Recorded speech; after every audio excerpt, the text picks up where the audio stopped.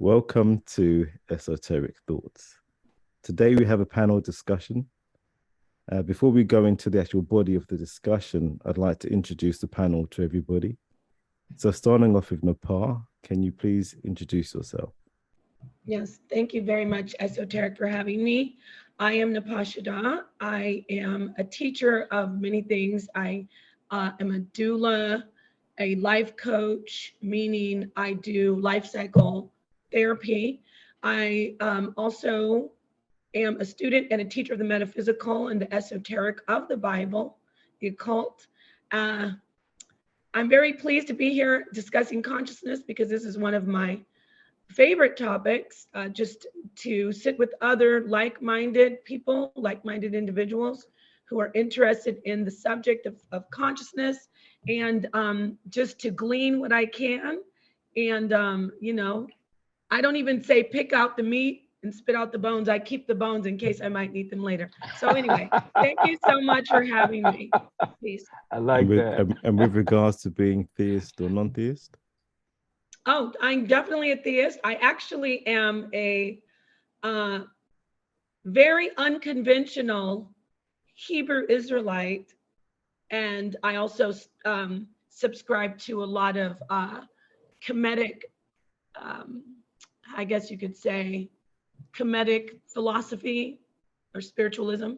So I'm different. So when people hear Hebrew Israelite, I'm not the conventional Bible believer at all. And I think that'll come out during this conversation. I'm hoping that some of the other people on the panel are like me as well. We'll see. So. Okay, Naomi? Yes, so my name is Naomi, also known as the Phoenix Priestess. Just like Napar, I am I'm a metaphysician, and I specialize in the area of parapsychology. And what I do is I normalize mystical and paranormal experiences, which are often misdiagnosed within the mental health. And when it comes with this, Napar, I am very much like you. I deal with practicalizing a lot of the mystical teachings of Christ, which were the original teachings of the ancient mystery school systems. With regards to am I theist or am I non-theist? I'm actually very unconventional. I do not subscribe to either because I flow between all thoughts, and that is really, I'm a metaphysician, so I love to be able to integrate all perspectives, all beliefs, without feeling like I have to subscribe to anything. But if someone was to identify me, they would identify me more as a mentalist, and that's my perspective that I come from. Okay, Reverend Fred.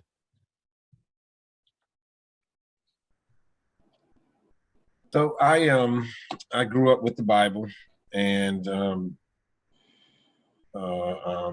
I started questioning the Bible while in college. I went to school for electrical engineering, and while there was a history class that talked about the creation of the Bible and how all of the pieces came together. And once I got this information, I was already questioning the effectiveness of what was being taught and how people were prospering or majorly not prospering from those teachings. And so I still ascribe to the book, but I've also read, the Bhagavad Gita, the Torah, the Quran. I mean, several different books the religious books, and then a thousand of the books written by people who had been studying life. And that's where I would say theist or non-theist. I'm probably in the middle. I'm like me. Okay. If it works or it makes sense when nature and everything backs it up, then I take note. Daniel. Hi, my name is Daniel. Actor. My dog's just walked in. Actor, well read in psychology, science enthusiast, I grew up particularly religious. I think the question is, I think it's a more interesting question to ask how many Black people actually aren't religious. And I think I'm not, I was staunch theist. I read the Bible, King James and NIV, a long time ago, twice, cover to cover.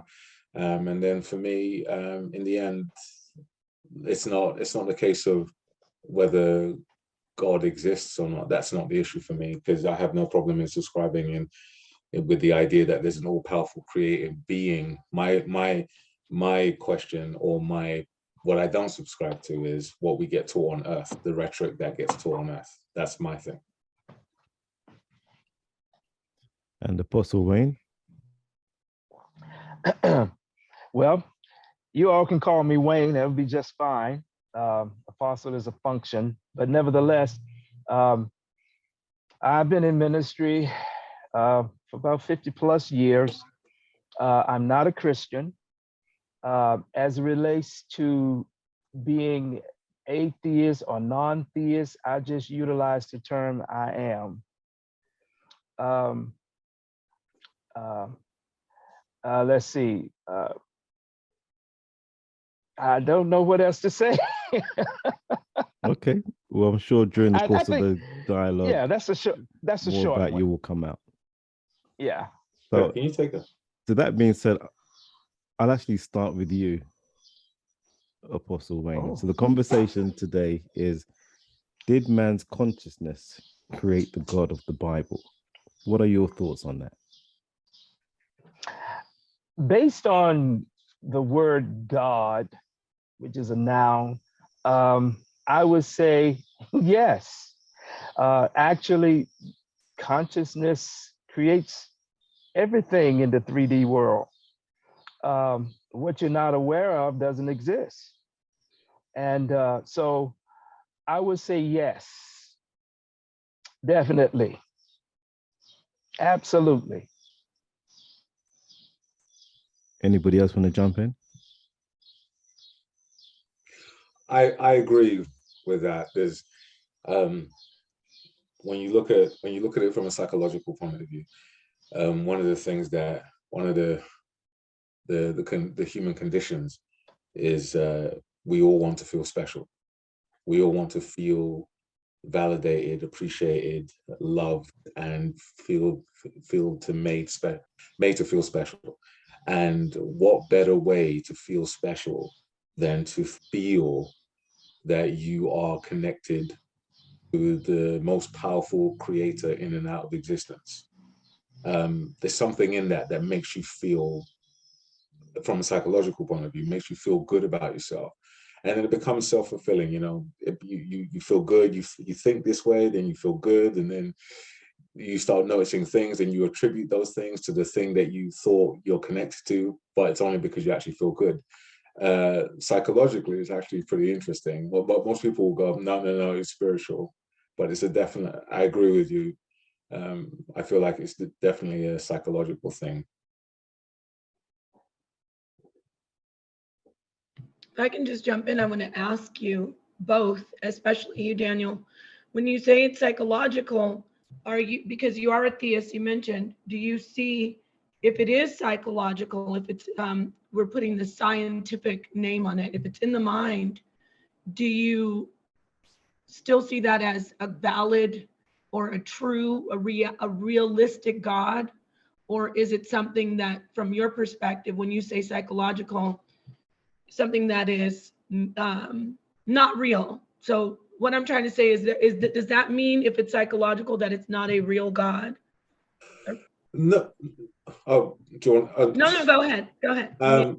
No. See, at the beginning, I said that the existence of a God is not the issue for me. That, you know, I have no problem in subscribing to the idea that there is some kind of power that we can't understand, that we don't understand, that has created this. I mean, I've very much looked into the Big Bang, and from a scientific point of view, somebody will say, well, hold on, we don't know what that was. From a theistic point of view, somebody will say, oh, that's God. And I'm always of the opinion that, what was it that created that? What was the spark? What was the catalyst? So it's not that God doesn't exist. That's not the issue for me. It's we human beings, we don't really, I believe that we don't really know or how to comprehend our own intelligence, and we don't really know how to rationalize ourselves in existence. So we look at ourselves in a number of ways. In psychology, it's known as the chosen one syndrome. We feel special. So we look at the planets. There's 9 planets in the solar system. This planet's the only one that harbors life. We're special. On this planet, we're the dominant life species on this planet. We're extra special. A few hundred years ago, we're so special, we believe that the sun went around us, adding to the layer of we must be special. And if you look back, I'm sorry, I'm rambling. If you look back along history, you will see that the various different civilizations and how they worshipped the sun and God or gods, because everybody wanted to feel connected to something greater than themselves, A, and B, they couldn't understand why we were so intelligent, and why we were seeing things that we couldn't understand. You know, the lightning bolt was Zeus. You know, everybody thought that the sun had its own autonomy. It was going around the sun was going around, we were going around the sun was going around us, and it must be alive, it must have consciousness. And we've now discovered gravity. The sun is stable, it's in stasis, and we are moving around the sun. So it's not the case that God doesn't exist. That's not what it is. It's more, I think we are trying so hard to understand who or what this being is. Circling it back to Esoteric's question, did our consciousness create it? I don't think our consciousness created it. I think our consciousness is trying to understand it. And through that trying to understand, we've created a concept of what we think we know of this powerful being that none of us know. None of us, I mean, certain people can argue that they tap into that power or whatever, but this being, we can't comprehend it, but we are trying to through all manners of different religion. So it's not a case of the God not existing. It's just, I think we're trying our best to understand it. I would, and I love what all of you guys have shared so far, and I would agree with so many different aspects of everything that's been shared. I think, again, off the back of what Daniel just said, what the question is, what would be God? What is God? Because the ideas that we've had of God has been painted as a person, a personality. Anthropomorphized, yeah. Right. So that our reference point of what we're identifying to be God is very, it's kind of twisted. I'll use a point back to what you shared about the Big Bang. You know, we could say, what is the Big Bang? You know, there's a whole argument about, and I'm not going to go into this, and I'm just using it as a parallel to lay my thought process.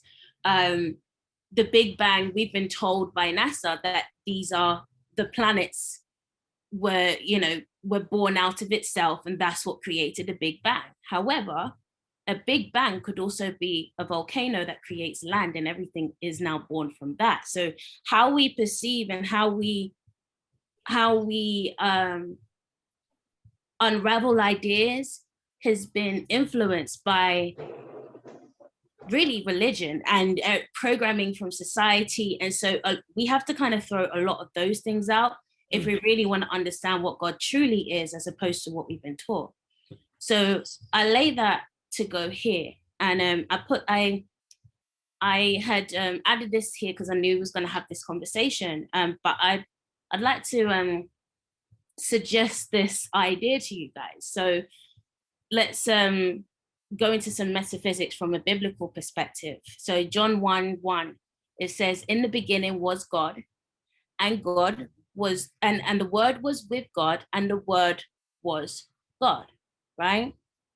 Now let's draw in some Kemetic parallels. And this is a description on Thoth, right? In ancient Egypt, Thoth, the ibis headed god, was venerated as the god of the moon. Significant. Knowledge, writing, hieroglyphs, and languages. As the patron of scribes, Thoth played such an important role in the temples across the land of ancient Egypt. With his cult center, primarily Kumu, also known as Hermopolis, I may be getting some of these words wrong, but bear with me, in Greek, Thoth was seen as a very close wingman and a respected counselor of Ra, the sun god. Now, Ra is basically God. He also had a very close bond with Ma'at, the goddess of justice, truth, and order.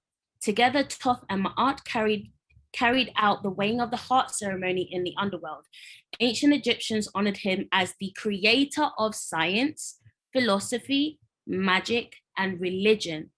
This also explains why there exists a lot of parallels between Thoth and the Greek god Hermes, god of computers, trade, invention, and music. Now I bring that correlation there because if we break down Thoth is not just a being. Thoth is thought. Bringing it back to psychology, thought, if we're talking about consciousness, we say our thoughts create reality, right? Where do thoughts come from? Thoughts come from man. So man is thinking, creating, but we are not aware of what we're creating. So we may not even perceive that we're God, but we may take someone else may be aware of their Godhead, on their godness, and be creating, and we could be subjected to whatever they perceive to be consciousness, which is why we have the belief systems in religion. So I don't know what you think of that. That's just my take of everything together. I really love all the input. I hate to be in an echo chamber, but you guys are making it really hard for me. So I'm telling you, this is great. I just want to add a little bit of what I actually have taught for a while, not too long, but I'd say the past year, really vocalizing in my teaching that combining what the sister Naomi and brother Daniel said, we do conceptualize God from within, with our consciousness. I love how you spoke on the Kemetic part too. But just looking at all ancient, going back to the very, very most ancient, how can you say, theology, which is, I would say, astrotheology, and even going before astrotheology, looking at the ancient people, and I'm talking about Australopithecus. I did talk about this before, but I just want to talk about it on this stream. I put together, my theory is that we started to have a special consciousness. I've kind of tweaked it so far, but I believe that there's consciousness, different organisms, different beings have different consciousness, but the consciousness that we have, the consciousness that we're using right now, the consciousness that all of us have spoken on so far, this type of consciousness that we have as individuals, and I just thought about your chosen one statement, Brother Daniel, but anyway, our special consciousness is because we started to, getting some science in here, started to eat meat. We started to eat meat and our brains started to develop substantially larger than we had. I don't know if we actually honed into a frequency of that consciousness that was always there, or possibly we developed a consciousness for how we're supposed to exist in this realm. I know I can go and go, but let me get my point out, and then I want y'all to talk about it. So when we started to eat the meat, we started to look in the cosmos. That was our first conversation of God, where we were, because we were in the element, and we started to create these concepts, like the brother Daniel said, you write alongside with me as far as conceptualizing the unfathomable God that we know we can never understand outside of all of our understanding. So as we did that, I'm sorry about the siren, as we did that throughout time, we made stories up, great stories. Do I think, these stories don't have any truth or substance, any type of connection with us metaphysically? Obviously not, because I, like the sister Naomi, I subscribe to that field of study, that type of science. So I'm trying to really condense it, but getting to the Kemetic part, I love how you brought in Kemet, and I want to go back to Heliopolis as well. Heliopolis with Ra, there is a cosmology, there's a creation story. And in the beginning, there's this chaos, this water, this primordial dark chaos where there is no concept. This is where I'm saying there is no concept, right? And for whatever reason in the story, out of noon, the water, there is by the way, there's a pep, all right? And out of that comes this wisdom. I love what you said about Tahuti, about Thoth, but I'm going to the very beginning where the first, I believe it's Ra, it might be Atum, so excuse me if I'm wrong, but the first god of that story, this is the very first god, I see that as, oh, boom, out of all this chaos that we have in our existence, we started our brains and our hearts. There are three brains, head brain, chest brain, and gut brain. So our brain started to understand, and that was the God of us. So I said a lot, but I'm really agreeing with both of you. Like I said, sorry about the echo chamber, but when we started scientifically to eat a certain type of meat or fat, whatever, blood, our brain started to develop our consciousness, and then we developed our understanding of God. Whew. Now, Esoteric said, don't take over, but I'm gonna give you guys like a break. I'll skip around, but yeah, I just wanted to throw that out there and see what you think about all that. Reverend Fred. Yes. So from what I see, everything that we encounter, we process through our faculties, and whatever teachings or culture, whatever we've been taught, whatever we've been conditioned for, we're going to process our ideas about it, or our thoughts. I mean, our idea of God comes with a history of who we've been around, what we've experienced. That's how we interpret, and that's how we will explain. And we will say, this is how God does. You know, when one of my friends has been a pastor forever, he said, the Old Testament is nothing but a war record of Israel. He said, just people fighting. And, you know, and when I first heard it, I was like, no. I'm like, are you kidding me? And then when I looked at it, I was like, oh, there's a good portion of it is a war record of Israel. And they tried to explain how they entreated God. And so in our best perspective, or our best explanation, it'll be what we have been able to put together as our explanation of how God, what God is, or who God is, or how God entreats us. And I like what everybody said too. And this big being or this little being, I call myself, I'm an expression of the Creator. Science says it takes about 4 million years to get another me. So I'm a 4 million year old person. And I'm an expression, I'm a 4 million year old expression. And I don't know where I'll be in 4 million years. I'll be somewhere because I was here from the beginning. Science says matter is neither created nor destroyed. Same thing for energy. So we are as we are, and my goal in, well, it's not my goal in life, I guess. Yeah, no, that's not my goal in life. But I just like for everyone to have respect for each other's expression, like we are doing here, of who God is and what God is. But my interpretation of God could be that, you know, some of my friends have pointed out God was the biggest murderer in the Bible. God was telling people to kill everybody. It's like, kill these folks, kill those folks.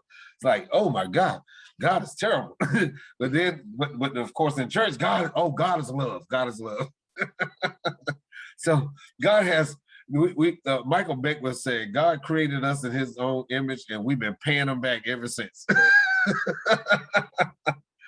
You know, yeah. So I'm just kind of, I'm kind of fluid when it comes to God, because I know at the end of the day, it's really an interpretation and how we are able to culminate all of our thoughts and ideas about God and what we've seen God do, or what we thought we saw God do, and how, you know, God treated me when I did X, Y, Z, and you know, and it comes through even with the body and how our body treats us, and that becomes a form of God, and then the weather, that becomes God, and then, you know, our parents and all types of things, and we formulate. And so as we share with each other, you know, I like the energy of love and just, you know, compassion, showing, and when we just show each other the highest form of respect that we have. And that's, yeah, that's me. So with that being said, where does that leave religion? Because based on everything you've said, would it be right to say that those who follow religion, especially particular denominations, the God that they're following is based on the consciousness of another man? Right.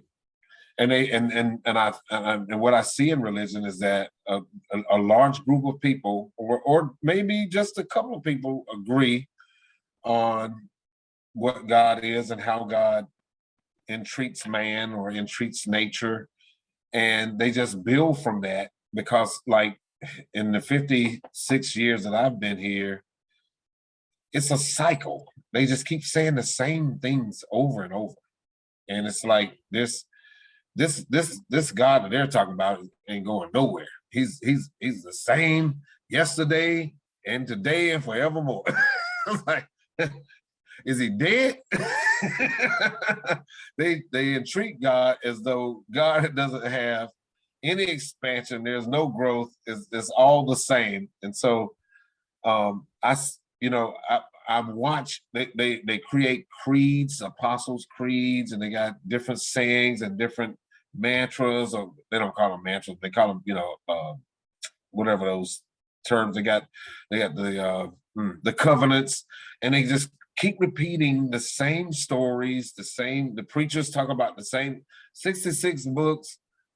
For how many years now have they been talking about it? And they're still acting as though it's changing or it's growing or we're supposed to grow from it. It's like, no, there are different stories now. We have our own experiences. Why are we not writing our own Bibles? Why aren't we writing about our experiences with God? You know, why are we still talking about Peter, James, John, Mark, Luke, and all those folks that were surrounding Jesus? I mean, that was during that time.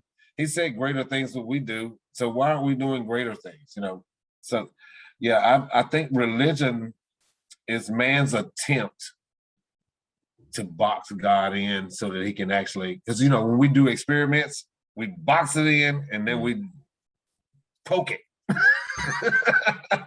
They got God boxed in and they're just poking it and pouring water on it and giving them Kool-Aid or whatever.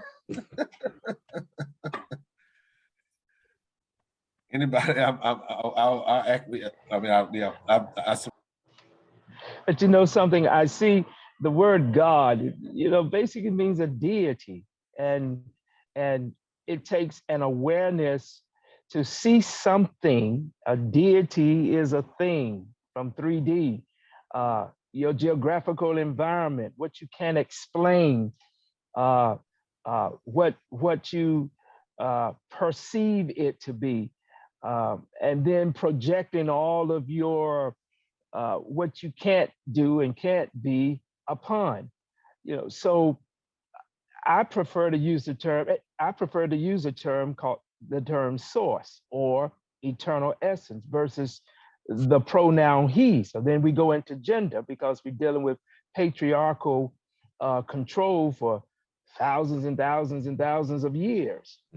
And so here again, seeing from the all perspective, the all is what it is, and how it is, and to whom the all is.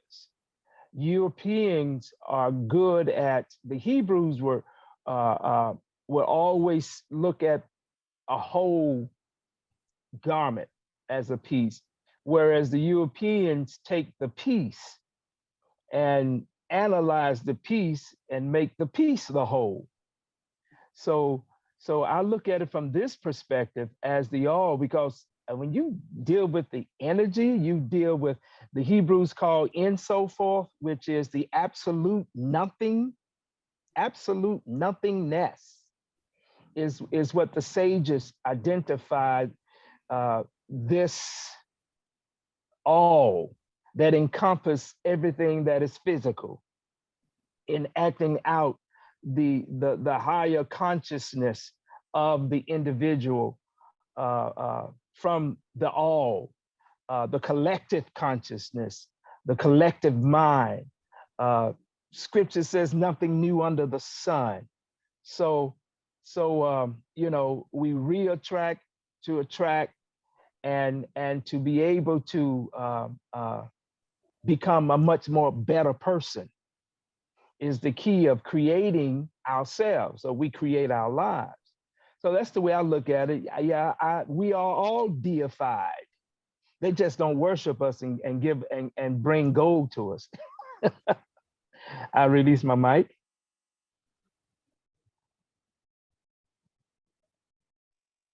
Yeah, I love what was shared, and I think it was Nepal. Am I saying your name? I'm hoping I'm saying your name correctly, Nepal. You mentioned about the food and how our foods, when we started eating differently, that's what started activating particular consciousness. And then we brought up diet, and it brought back this whole theme and pattern that's coming back for me, because consumption is very multidimensional. It's not only just the food that we take in and we eat. Consumption can be ideas that we take, that we consume, conversations, things that we things that we take in through our senses, anything that is taken in, digested, that becomes your diet. That is what comes, that becomes your deity, because a deity has a diet. It has dietary requirements, right? And that's just going down a whole other road, but it's so relevant because I can't remember who mentioned about the thoughts, but it brings the whole, it's the whole thing of thought forms, how thought forms are created. And think about it, we have thought leaders, right? Thought leaders, they're the ones who have the inspiration, they have the revelations, they have the unveils, and then they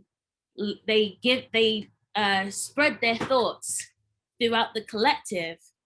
And this is not demonizing thought leaders. This is just allowing you guys to understand what's happening with thoughts, right? Someone has a thought, shares a thought, you co-sign that thought, you engage with that thought, you accept that thought, you subscribe with that thought becomes a part of you, and then you create that reality. So it's so significant, because the question was, what happens to religion? Like, what is religion? Is like, we all have, when I think about how I got taught religion, the intonations that were used with how scripture was taught to me, how God was taught to me. Apostle Wayne, you used the title I am. If you really go and study that whole scripture of Moses, and you really look at it from a first person perspective, Moses was not speaking, when he went and spoke to Pharaoh, he was not speaking as a third person, as God telling him, I am. He's saying, I am, as in I am present, right? So there's so many, when I began to transition out of Christianity and realize how many thoughts wasn't mine, and how those thoughts were the influence for the reality that I was experiencing, this whole feedback loop of chaos that I didn't even realize I was subscribed in, because I wasn't subscribed to my own thoughts. And my own thoughts that connected to divine's thoughts, the source. It was someone else's thoughts influencing on me. So I just think it's very powerful, because I feel like there is a shift within the collective of how we are thinking and how we're thinking, and about even having this type of conversation, even being able to get to the point where it's like, well, what is God beyond what we've been told? Like, that is part of the shift. And I feel like religion will become obsolete very, very soon, because people are going to start thinking for themselves. People have been taught how to think. No, people have been taught what to think rather than how to think. And when we grasp how to think, we're detached from this whole matrix of control. So that's what I would add. Wonderful. I have to admit, I was expecting something completely different with the panel, but the level of intellect and insightful thoughts here is encouraging. When everyone's talking about how thought process and what it makes you feel and things like that, and I think we all find different ways to get to what Sister Naomi said about coming back to the self, coming back to understanding who you are, what you are. Know, what is that in the Bible? Know thyself. However you choose to do this is irrelevant. It starts from knowing yourself, and it took me a long time, because I again, like we said, I grew up hyper religious. I grew up with doing my best to try and placate people, because I was always under the impression that I could, the area that I grew up in and the childhood that I had was very difficult and all these things. So one of the things that I tried to do was placate people as much as possible. And when I started to branch away, like you said, Naomi, from Christianity, I thought, well, how do I do this? How do I go about trying to find what is truth or whatever it is? And it honestly started with the self. And the way that I did was I found Stoicism. Does anyone know what Stoicism is? It's the philosophy that is basically teaches you hope for the best, prep for the worst. If you win $1 million today or you lose $1 million, you have the same reaction. Try to be better than you was yesterday. Introspection is not a given, it's a gift. The ability to recognize one's own flaws takes strength that most people don't have, most people don't want to have. So again, this starts with the self. And I think once you start looking at yourself and you start getting to know who you are better, and I think you then have the ability, a perfect platform to then spring into other things and question other things. And absolutely, religion, it is a means by which people have set it up for control.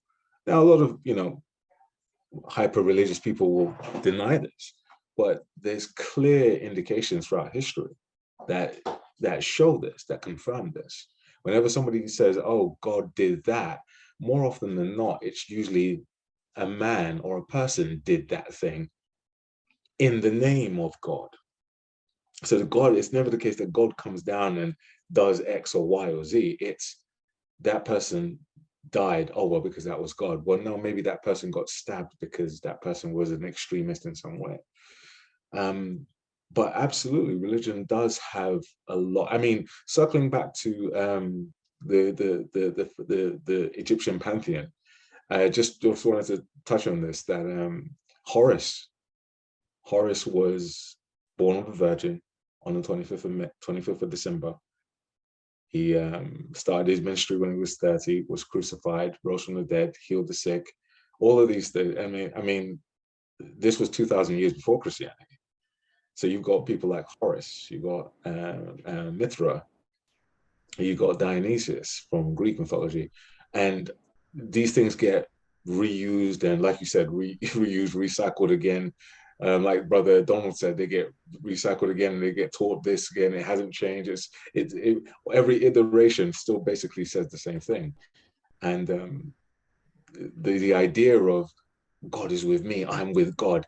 We have anthropomorphized everything to do with God. You know, it says in the Bible, God created us in his image.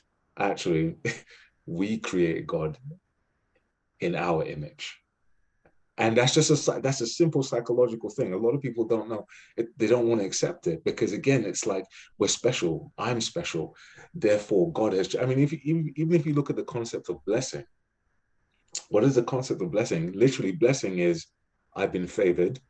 I've asked the Almighty for something, and I've been chosen and been favored above everybody else. And I always tell people that, look, if you've received your blessing, if you think your blessing is wealth, fame, fortune, whatever, but then simultaneously there's a child that hasn't eaten for days and praying for food, are you telling me that this God that you worship somehow thought it was more important for you to get money, wealth, fame, power, big house, big car, and that child over there can't get a loaf of bread? Don't tell me that you've been blessed. Don't tell me that that's your blessing. If your blessing comes at the expense of somebody else suffering, then it doesn't impress me that you're telling me that you've been blessed. But we do it because we want to feel special. But like you said, Naomi, I think it's all about starting from the self, however, whichever way you choose to find that. Yeah, Christianity, well, basically religion itself, organized religion, was established for the sake of capitalism. The elite household, and the word elite means those who was close to the monarchy, those who were educated, where the majority of the population, vast majority of the population was not. So you only had a few folk that could read at the time anyway. And so it's easy for people to believe. It's easy to provoke people to believe than it does to provoke them to think. And that's Christianity is a system. And then there's a system of beliefs within the system of Christianity. We believe that God this, we believe that this, we believe that Jesus is we believe, yeah. And it's all about belief, and belief doesn't require fact or truth at all. It's just something you tell yourself over and over and over and over and over till you build an emotion about it. Then you meet somebody else who says the same thing over and over and over and over and over. And it takes away the ability to think. And most of us don't start coming home to self until we have come into suffering, of whatever the suffering may be that we choose to suffer, or some catastrophic situation that helps to create so much fear. Once that's over, all you have left is you. And usually individuals start coming back into a valid point there. But this deity thing, that's why so many wars. The scriptures is filled up with the various nations having their gods. Whose God is the biggest? It's patriarchal. It's total patriarchal. I mean, the phallus in Paris, France, the phallus in the United States. You know, who got the biggest? You know, whose God is the biggest? Whose God is the greatest? And it's all on a belief. So as relates to the scriptures, there is truth in every religion. Wherever it is, there is truth. Now, the way I see truth is not so much from a factual perspective, except for from an archaeological perspective through research, but it has to be experienced. And when something is experienced, it's a reality. It's a reality for me, it's a reality for others, and it becomes undisputable because that person came into that awareness and experienced through their heart, through their brain, their mind, and they are experiencing this reality. So our reality comes from our perceptions. And yet we do see through the scriptures. I believed I didn't believe everything about the scriptures. I think I started changing when my family was the first African-American family to move in an all-white neighborhood. And once some more African-Americans came into that neighborhood, we saw them move, and then we saw their church go with it. And that's when I started questioning everything about it. And so I know and realize that Christianity is a Caucasian religion, and it is designed, African Americans and the people in the islands had a separate type of religion of Christianity. A different version, a different system was created from the belief and allocated to all of people of darker hue.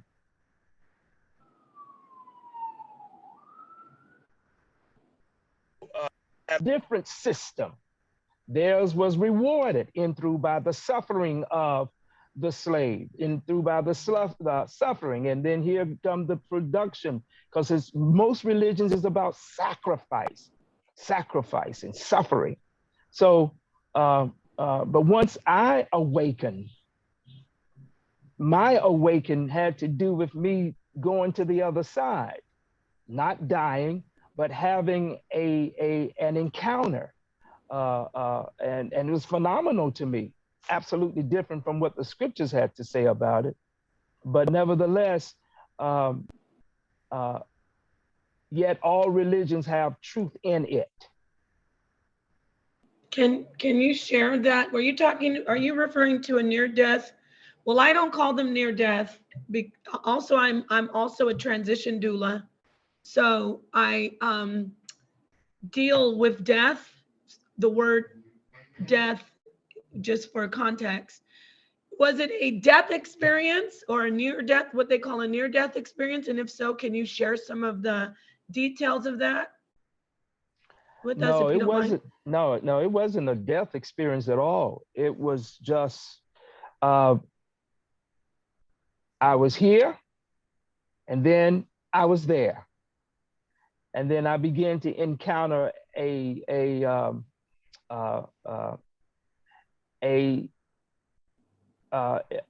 when I say individual, not a human being, but a light being, person. There was no communication, there was no talking whatsoever. There was total mental telepathy, and I'm aware of this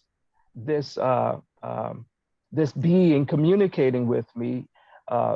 I'm aware of the grass under my feet, feeling it, the oneness with it in earth. Anything that would be moving under my feet, I'm jumping, I'm screaming, or I'm going to fall out laughing, moving my feet. But there was no, there was a oneness.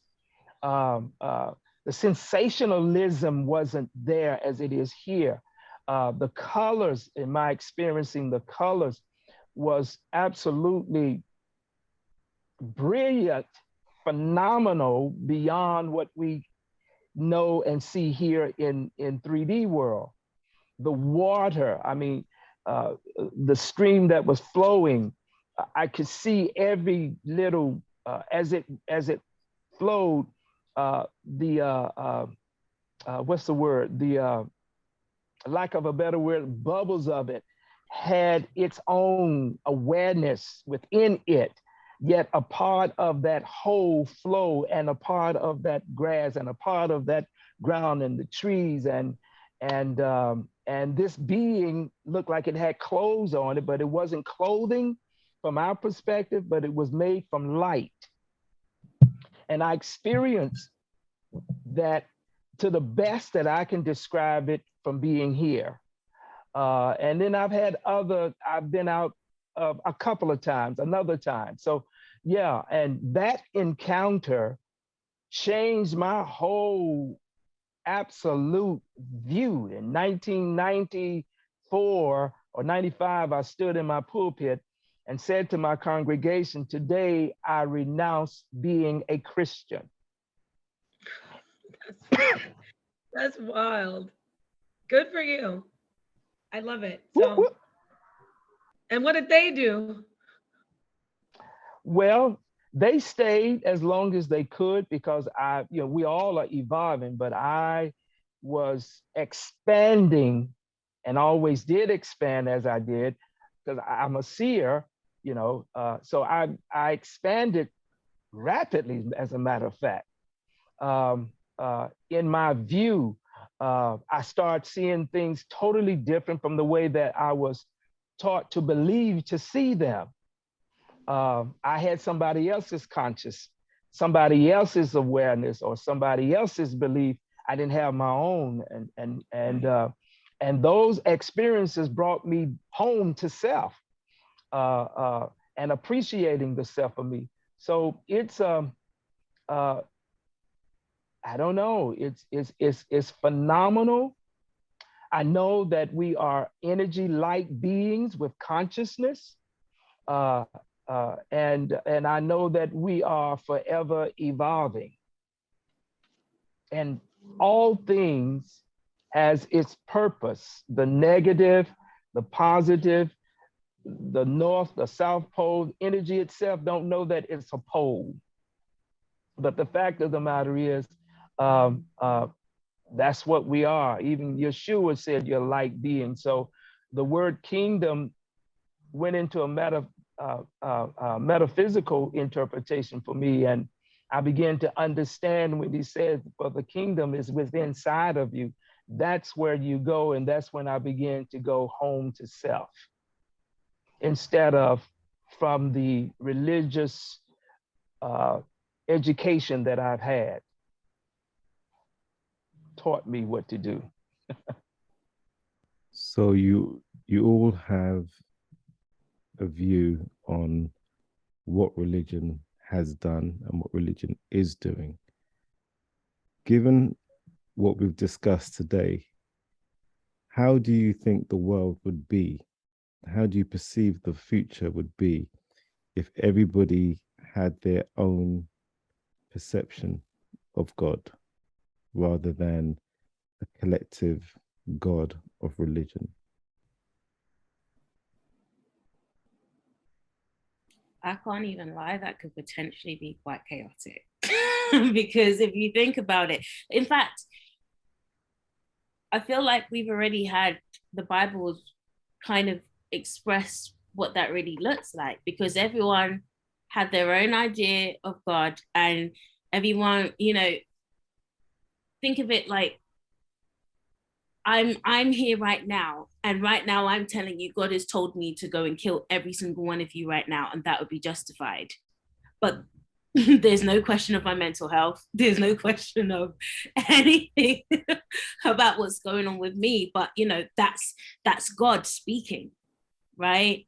And so if that was the case, and I feel like the problem isn't religion, the problem is how religion has been administered, because religion, we do things religiously all the time. The word religiously, when you do something religiously, you're doing it repetitively. It's a routine. There's nothing wrong with routines. The problem is when you're doing routines and you're sending yourself to sleep because you don't know why you're doing what you're doing. What's the purpose of it? Am I just doing it blindly? You know, am I just praying blindly? Am I just reading my Bible blindly, praise and worship blindly? No, when you have the awareness of what you're doing, why you're doing it, the purpose of what you're doing, and you apply that level of repetition, that's your own, you know, belief system. Problem is, this is why there needed to be levels of morality, because anyone will have their own idea and be like, oh, well, I can go and kill people now because my God says I can kill. What do we do with that in a real-time, you know, situation? So that's always the arguments against law and order, chaos and order, and all these different things, because they cannot be separate from one another. So yeah, it'd be a very interesting scenario. I'd like each of you to give an answer to that, because my question is a little bit of a trick question. Daniel.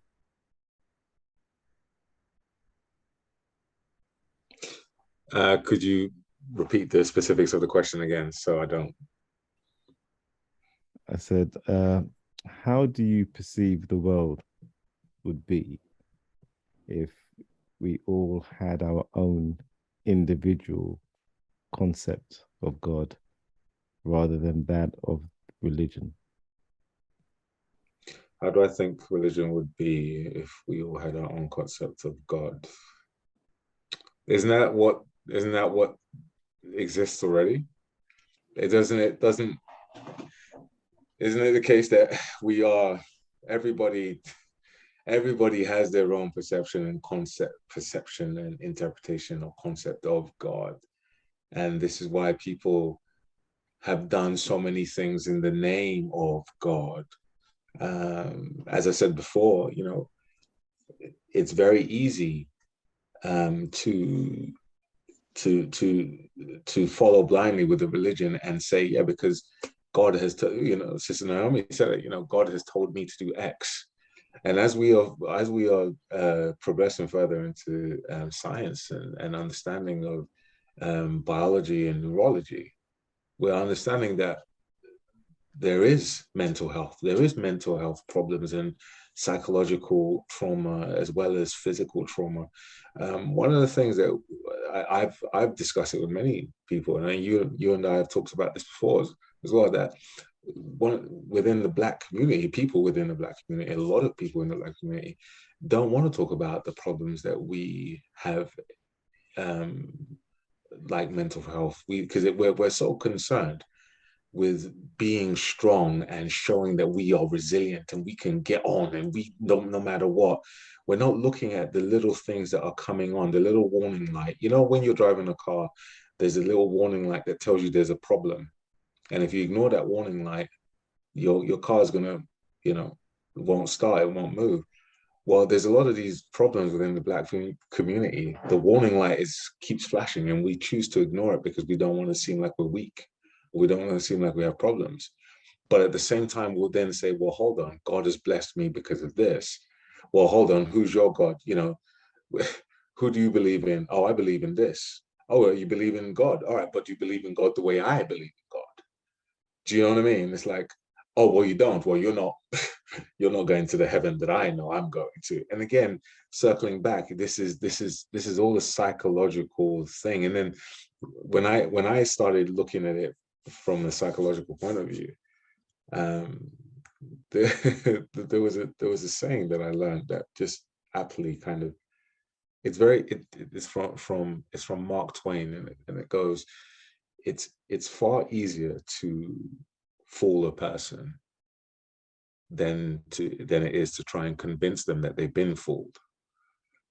You know, nobody wants to think, oh my God, this thing might not be what I think it is. Because there's so much, what Brother Donald said, there's so much of my religion as part of my personality. They're intertwined. They're the same thing. So if you attack my religion or question my religion, you must be questioning who I am. Because I've been living with this thing for 20, 25, 30 years. So the questioner, Esoteric, you know, what would you think? What do I think religion would be like if if people thought of their own concept of God. I think we've already seen it because it's happened for so long with so many different religions over different countries and different cultures. I think we've seen it. It's there. Nepal.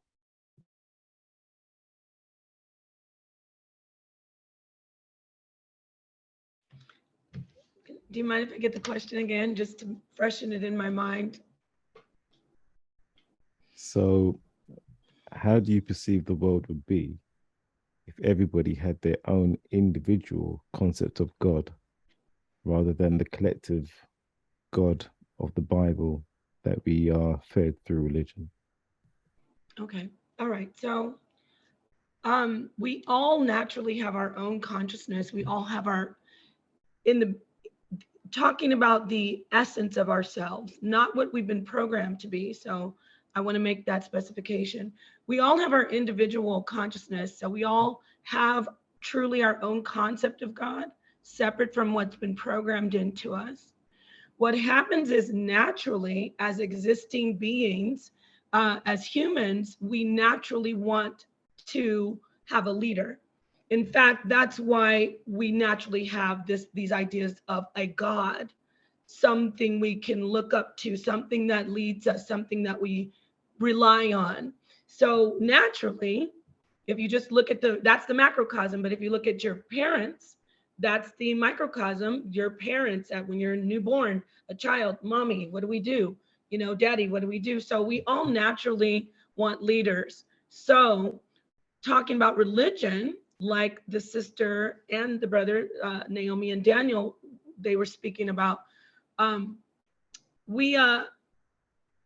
nothing's wrong with rules. We need them. Nothing's wrong with rituals. We embrace them. They're enriching in our lives, but it all goes back to that leadership. So it's a slippery slope, and it's a thin line. You elect these people, or we naturally go to these people when talking about ancient times again, like the primordial human.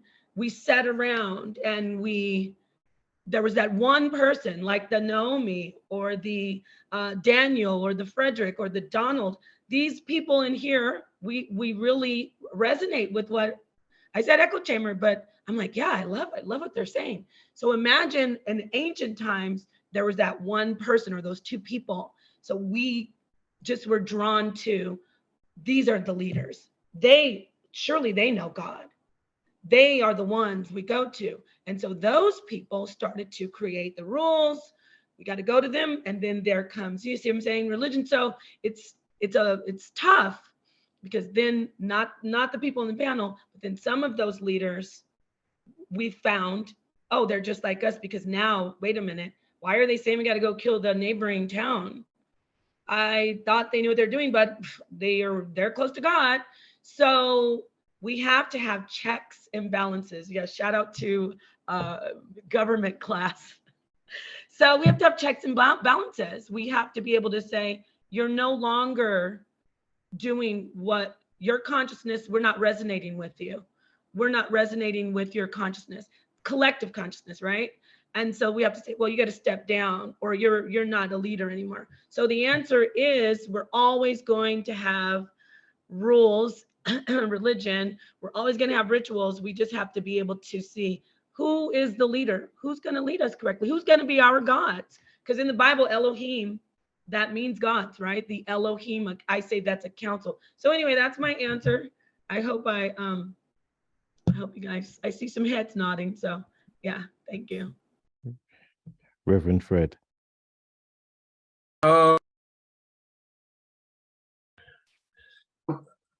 Similar to what Daniel said, I think we already are in a world where people have their own idea about God. I mean, even with the religious teachings, kind of like hammering this idea of God over and over, we still as individuals interpret that as we see fit. Because in the same church, you can have people that believe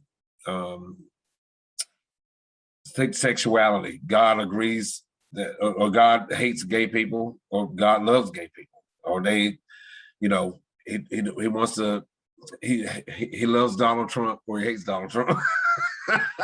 we had some serious dichotomy or just a separation of ideas when Trump came on the scene, because so many, you know, the evangelicals got behind him. We were like, what? Are you serious? So the God of love talks crazy, and it's okay with some people. But so I think that even in the again, in the same religious order, people have their idea or their interpretation. Personally, they may profess one thing, but really to themselves, it could be something totally different.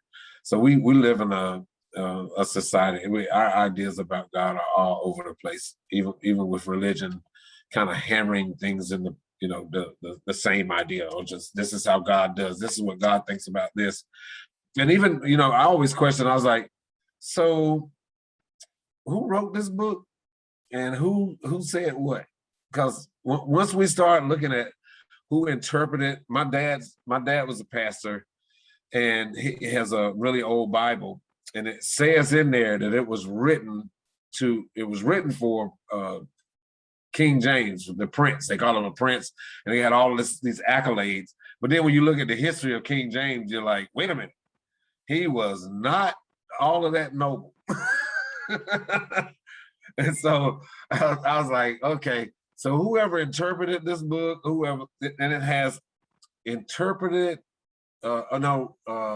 diligently compared, revised, all of these different words that say, I changed it. I asked a friend of mine, Rastafarian, and we were talking about the Bible one day, and I was like, yeah, man, this the book says that the Jews are the chosen people. He said, yeah, I would be the chosen people too if I rewrote the book. So what we got is kind of like what we got. We have these preachers go to schools and they do all of this study to get these degrees so that they can actually unfold and unravel what actually happened. And when it gets down to the truth of it, most of them are afraid to tell the people the truth. Apostle Wayne?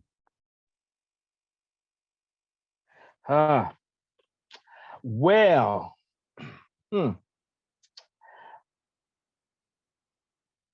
I would say I think it would be, based upon how the system is going to be established. If everyone was taught the same degree of level as the elite, and the elite children are taught, and they had access to that education, you know, I would say individuals will begin to learn and taught to think. Individuals will learn to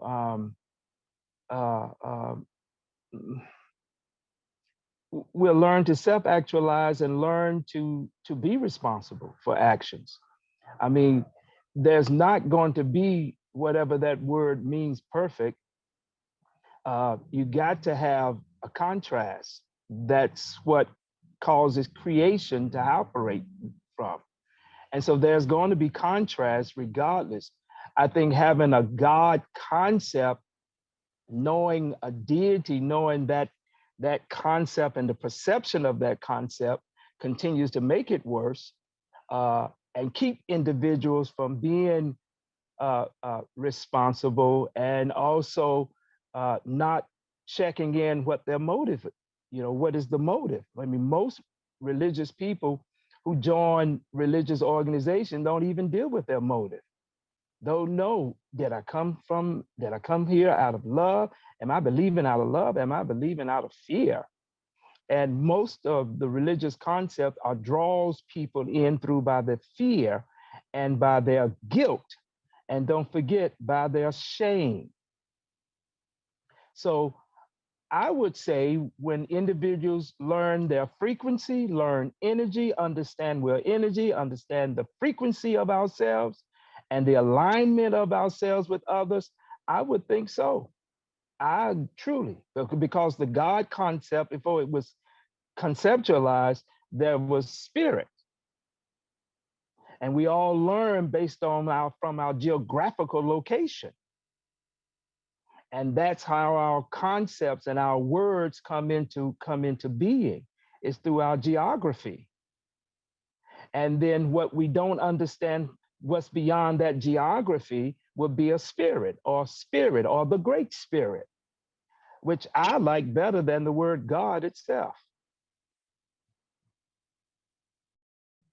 I'd like to thank you all for a great discussion. This will be the first of many to come. I appreciate your time. I appreciate everything you've said, and I welcome you all back to the channel. Thank you. Thank you, Esoteric. You are a great host, and this was wonderful. And thanks to all of you